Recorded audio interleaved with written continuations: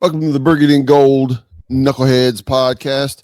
As always, like I say, through thick or thin, my main man Reggie. What's going on, Reg? What's up, man? I'm Hey, I'm I'm ride or die, man. I'm ride or die. yes, Win, you win are. or Yes, you lose. are. And normally I wouldn't do this after a loss, but I can't help it. You know, it's not what we want to hear at this time, but you know what? We'll get into the game, but hell of a season. Again, not the way we wanted it to end, but losing period, and then losing to Philly, and then losing the way we lost. It's tough to chew on, right? Yeah, it is, man. And I said it to several people, including yourself, that I'm a little irritated and a little pissed off about the game today and the results of the game. And Right. we will get into that a little bit, but I have to, and I'm going to try to keep the correct perspective here and think big picture. And not just think and focus on today's game, because today's game was a tough law for any Commander fan, right? Right. But I'm going to do my best to try to think big picture, have the right perspective, and give my assessment of just kind of where things are. But I don't feel good about it. I don't feel good about after today's game, man. By no means does I don't think any fan, when I'm looking at the game itself, there's no reason to feel good about the game itself. Um, I think because of the year that we had, it softens the blow. If this would have been week 11, just in the middle of the season, yeah, it would be a lot worse. Even if we're at a week 11, if we've been 9-2 after 11, but that's one of the two losses the way we lost today.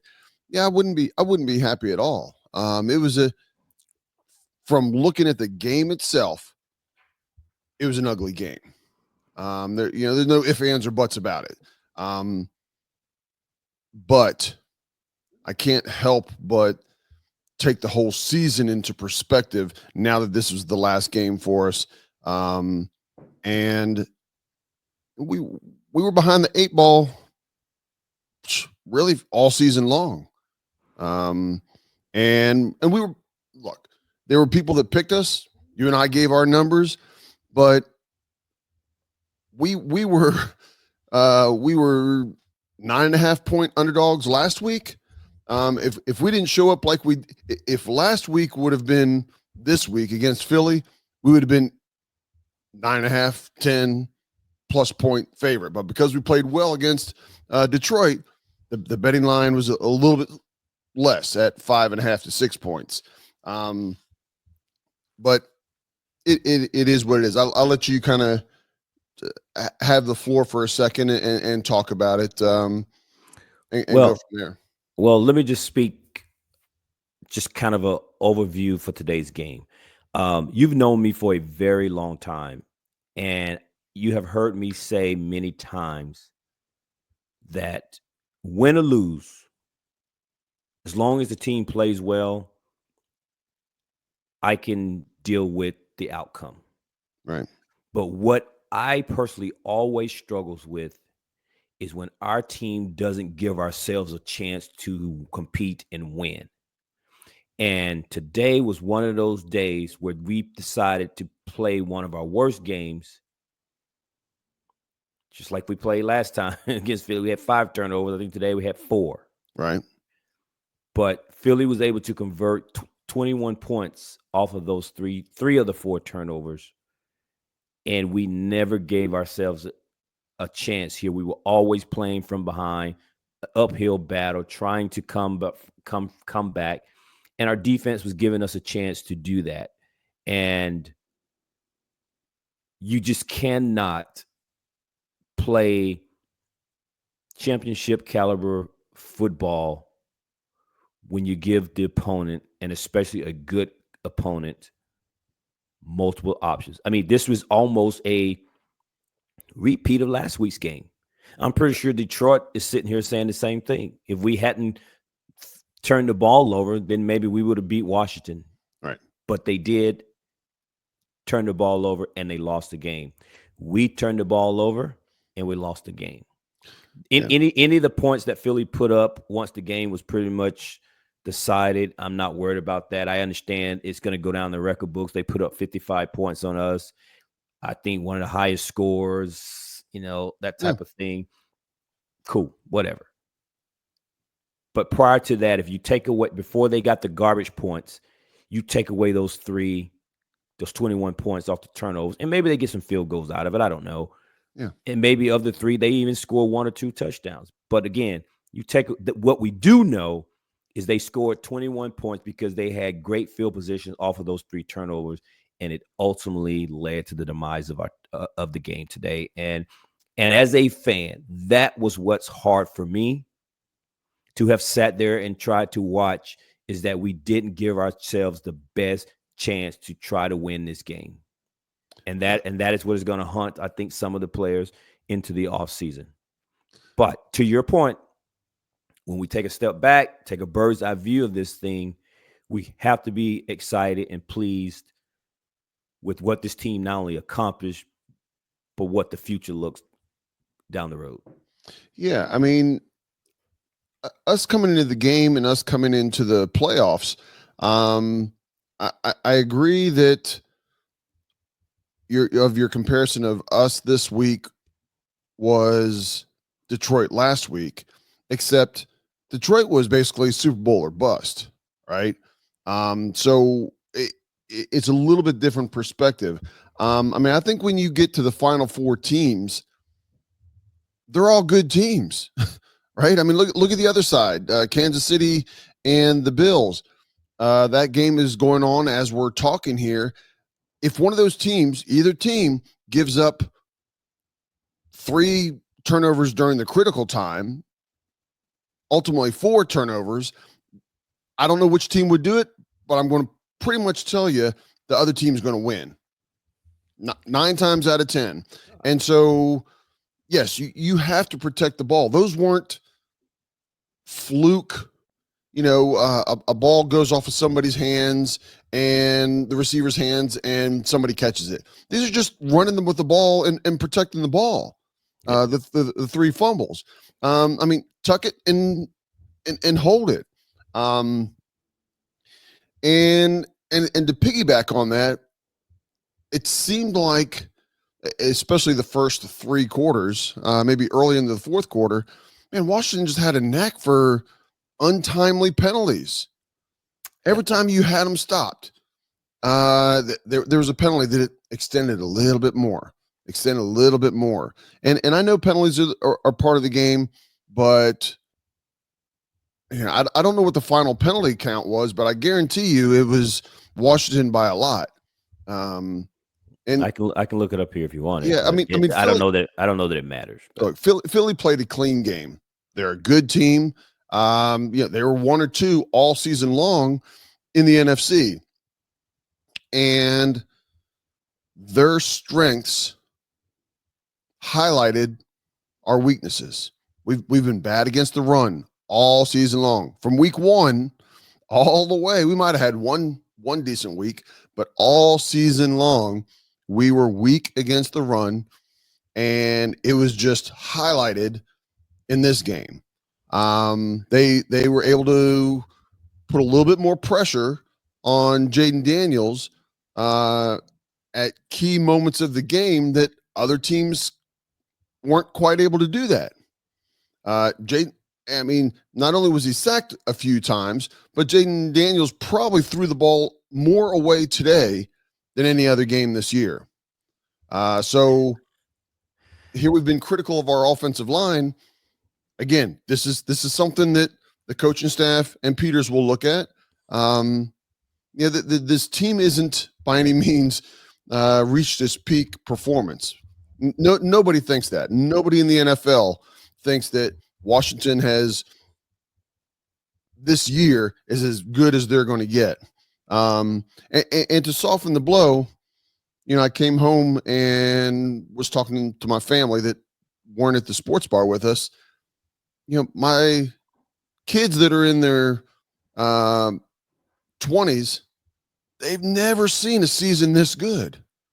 They don't know what it's like. They know a whole lot about the 4 and 13 seasons, and 5 and 12, and all those, and they're like, why are you a knucklehead burgundy and gold fan? Why do you put yourself through that? We put ourselves through that to have the season that we have this year. Yeah. And But look, man, look. I've gotten a few messages from people talking about congratulations, you got a great year and all those kinds of things. yeah, But I'm not ready for that. I'm not in that moment at this point. fair. Right now I'm in the moment of my team didn't play well in the NFC Championship game with a chance to go to the Super Bowl on the line, and we played one of our terrible games. We played almost the same way we played the past 2 times we played Philadelphia. Couldn't stop the run. Yep. And we were turnover ridden. So 3 games, and they look almost identical. And the only difference between the one that we won is they lost their starting quarterback. And as much as we were excited about that, I'm convinced that we may not have won the game if Jalen Hurts doesn't get hurt. That's and that's not a debate that we want to get into. That's just my personal opinion. But the game looked identical to the past 2. And yet, Saquon Barkley, if you had told me that we would hold Saquon Barkley to 118 yards, I would have been excited about that. But yet, they got, as a team, 229 yards. I think they got damn near 250 yards on us the last 2 times, each per game. Right. So we couldn't stop their running game. And at the same time, our running game was pretty much non-existent. Looking at the stats here, we ran for a total of 99 yards.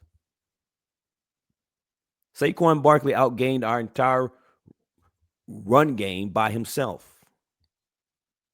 And I understand you could say, well, he had the long yard, but he still got it. He still got it.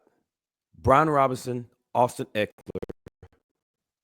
and Jake Daniels combined was 25 carries for 99 yards. Terrible. Which part? I mean, look, I want more yards. That's 4 yards a carry, which isn't a bad. It's not horrible. You want it to be closer to 4.5 plus. But look, Shane, let me tell you what helped. Listen. I don't want to sugarcoat these numbers. The only reason that's a 4-yard carry is because Jake Daniels had an 8-yard per carry average. He was 6 for 48. Sure. Brian Robinson was 11 for 36 yards.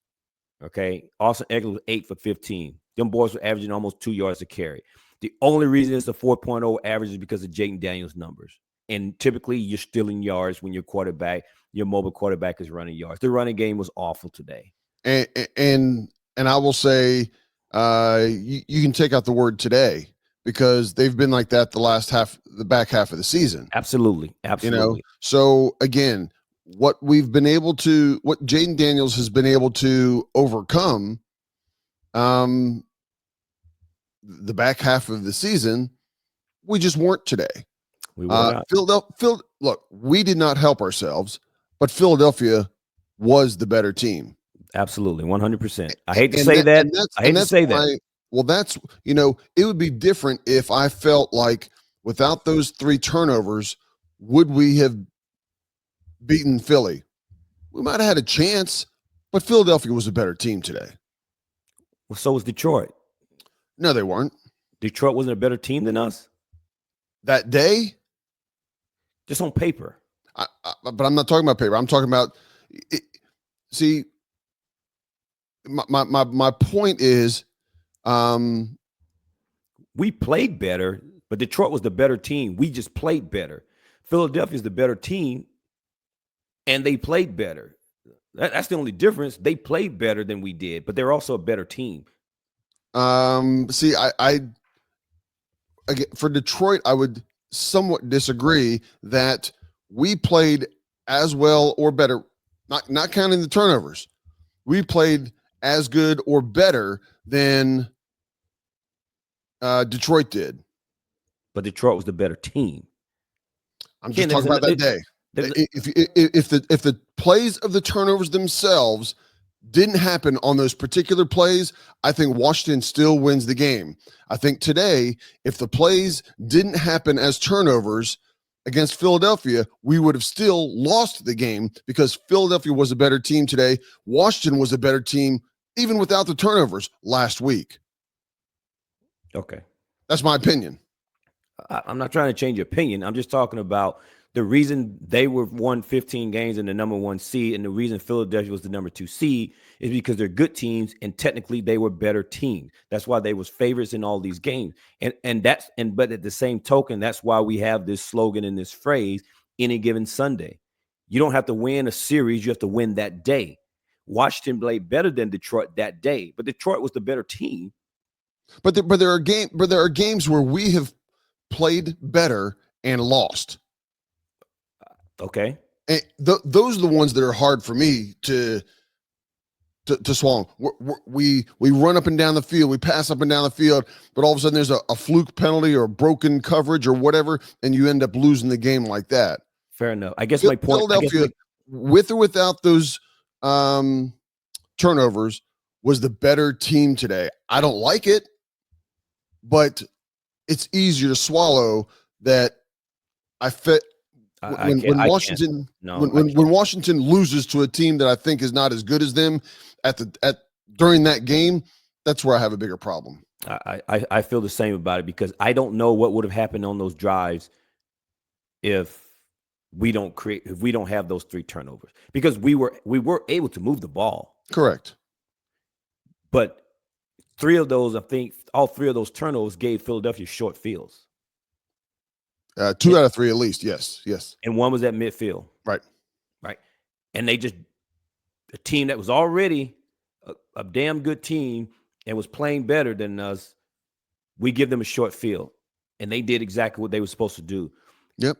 But if we don't have those turnovers, our ability to move the ball, we could potentially have turned those, instead of turnovers, they could have been potentially field goals and touchdowns.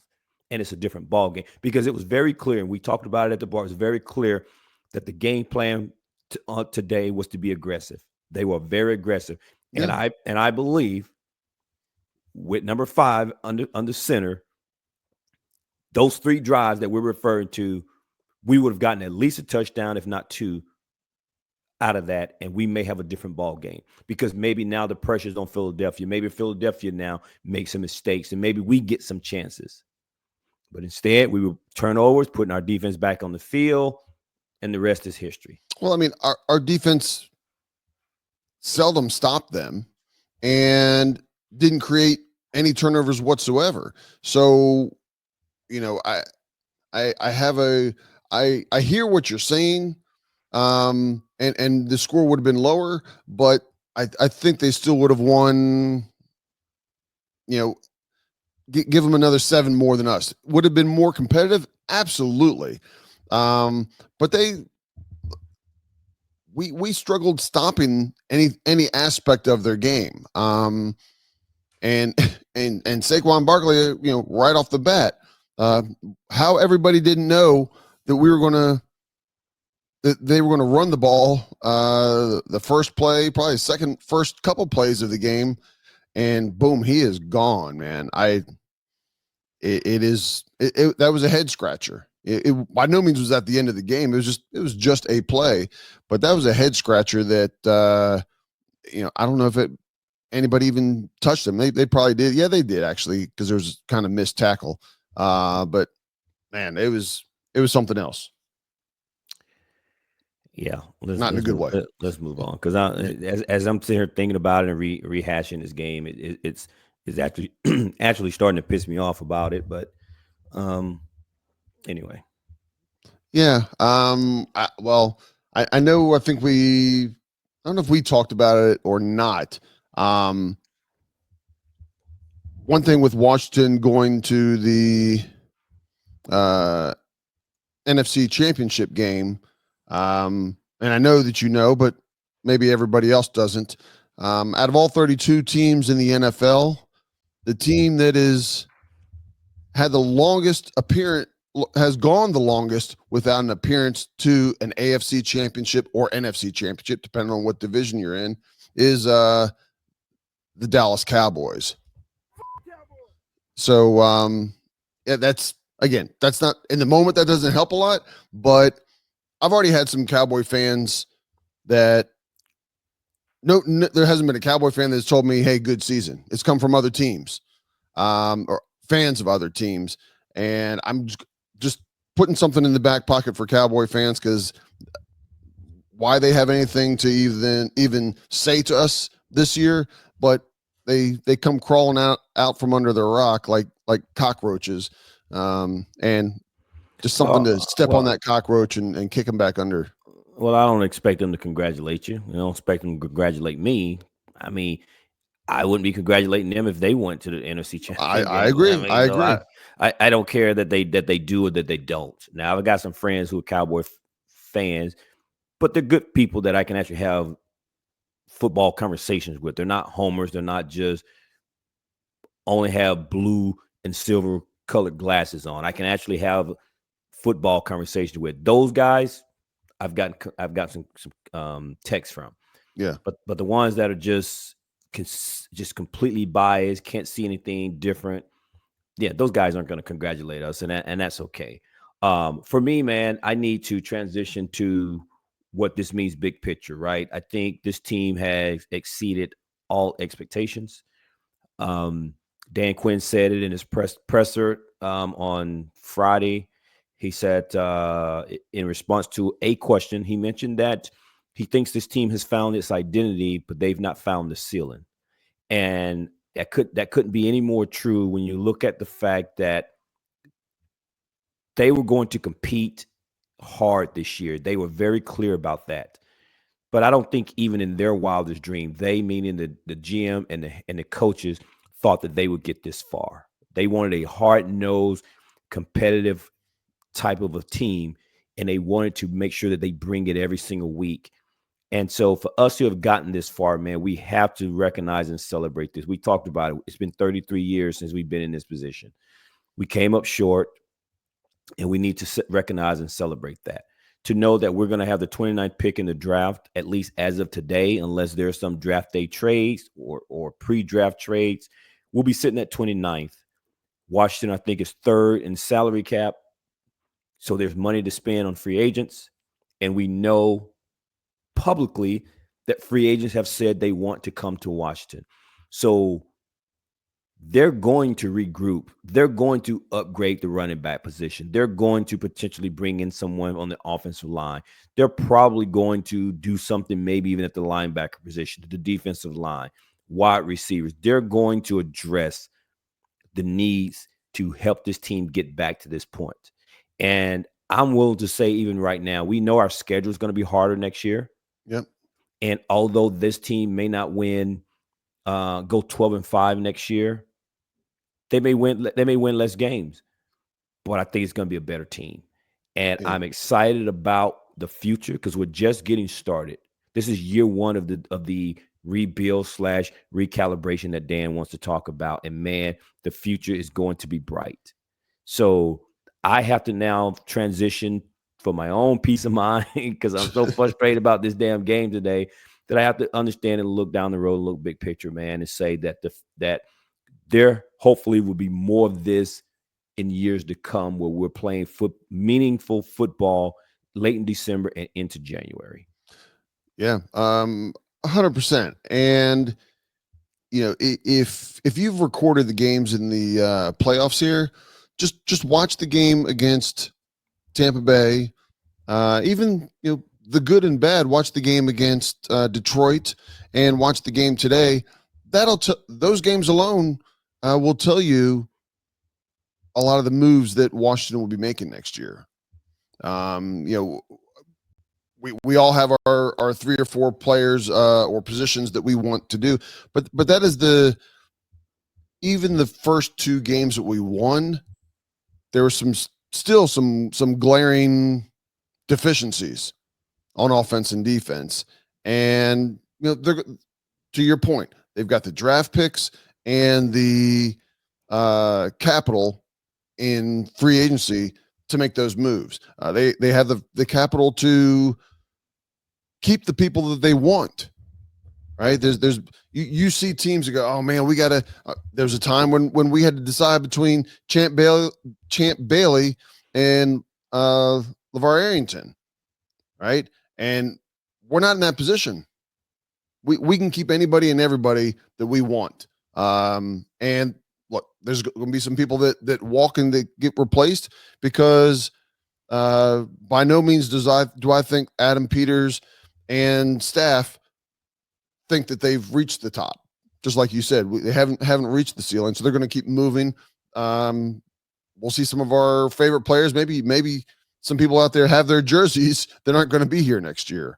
That's in reality, that's the life of the NFL.